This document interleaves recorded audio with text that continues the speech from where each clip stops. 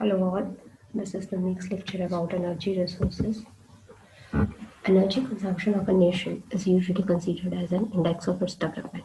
Almost all the developmental activities are directly or indirectly dependent upon energy. Energy resources are way to obtain energy.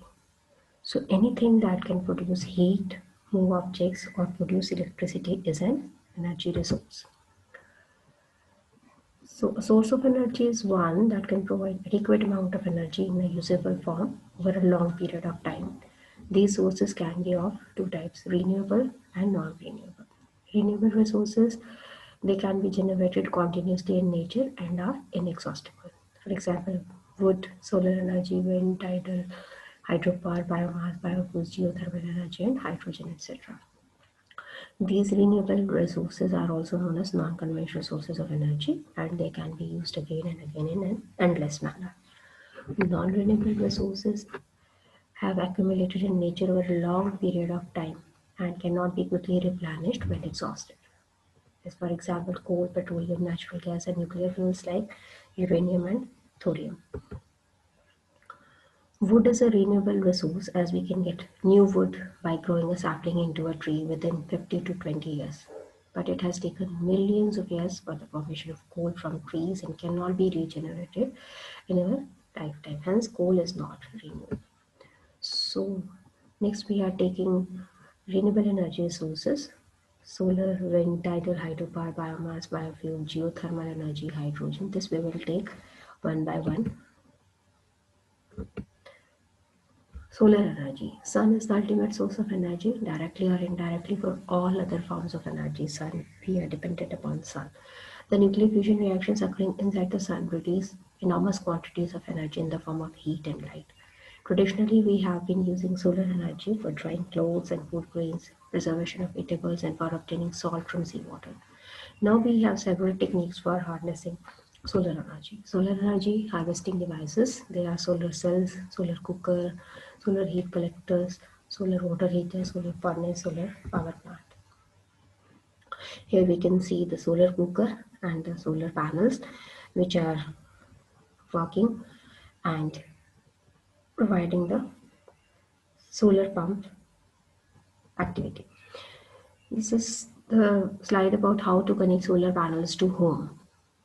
The solar panels convert sunlight to DC current, then inverter converts DC to AC, then they use electricity.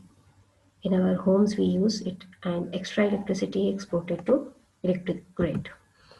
Next is wind energy. The high speed winds have a lot of energy in them as kinetic energy due to their motion. The driving force of the winds is sun. The wind energy is harnessed by making use of windmills. The blades of windmill keep on rotating continuously due to the force of striking wind.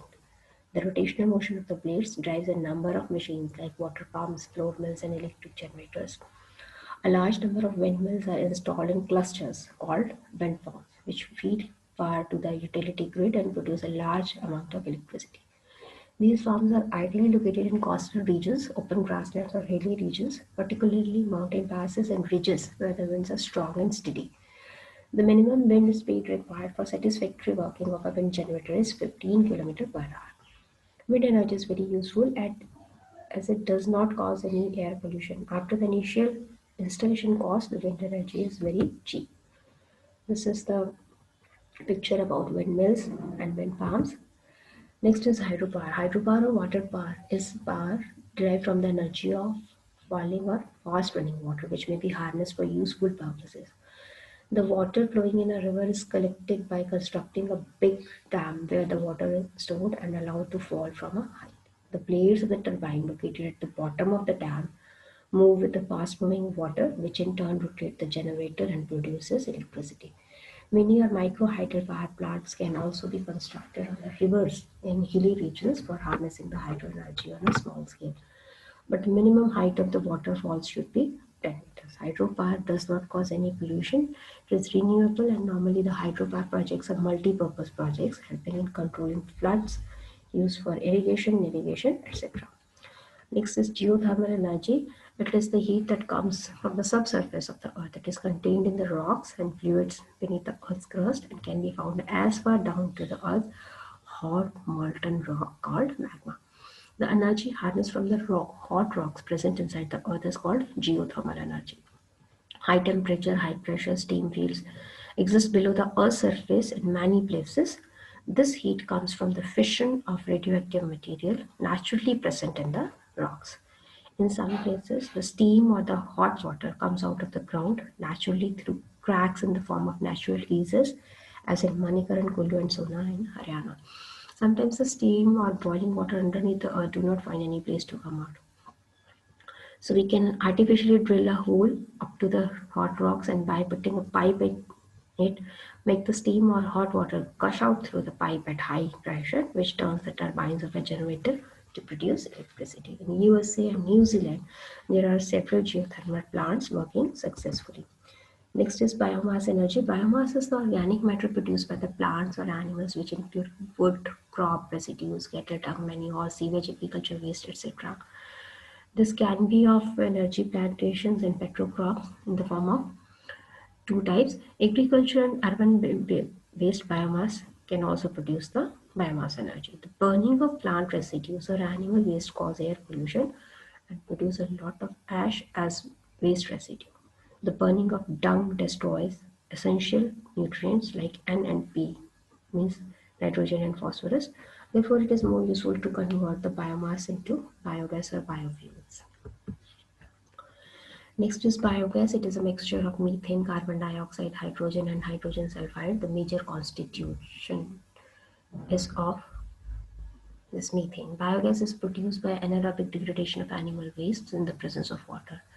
Anaerobic degradation means breakdown of organic matter by bacteria in the absence of oxygen.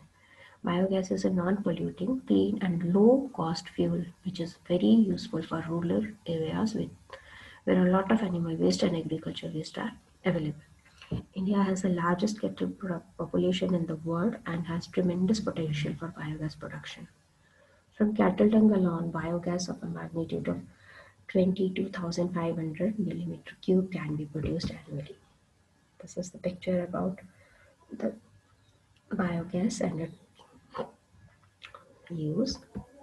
Next are non-renewable energy sources. Fossil fuels like coal, petroleum, natural gas, and nuclear fuels, they are considered as non-renewable energy resources. They are formed by the decomposition of remains of plants and animals buried under the earth millions of years ago. So first is coal. Coal is the most abundant fossil fuel in the world. It was formed 255 to 350 million years ago in the hot damp regions of the earth during the Carboniferous age.